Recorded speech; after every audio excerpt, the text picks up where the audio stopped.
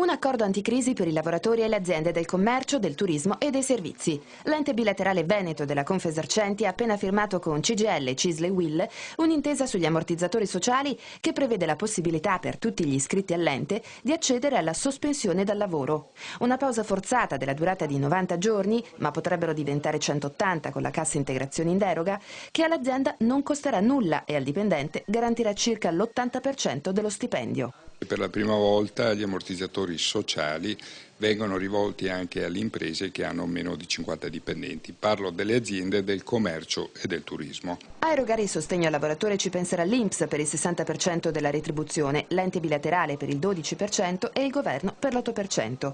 In ogni caso, prima di fare la richiesta, che va inoltrata tramite l'ente bilaterale, è necessario stipulare un accordo sindacale. L'azienda deve inviare la richiesta entro il 20° giorno di sospensione. Alcune imprese l'hanno già fatto, poche però, perché questo è uno strumento nuovo e ancora poco conosciuto.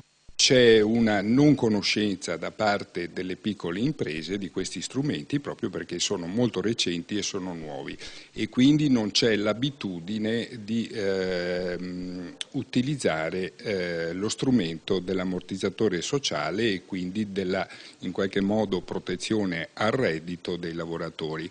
Ecco perché in tutti gli uffici della Confesercenti e dei sindacati sono stati attivati degli speciali sportelli informativi. Durante il periodo di sospensione i lavoratori potranno frequentare i corsi di formazione e aggiornamento finanziati dalla Regione con le risorse del Fondo Sociale Europeo.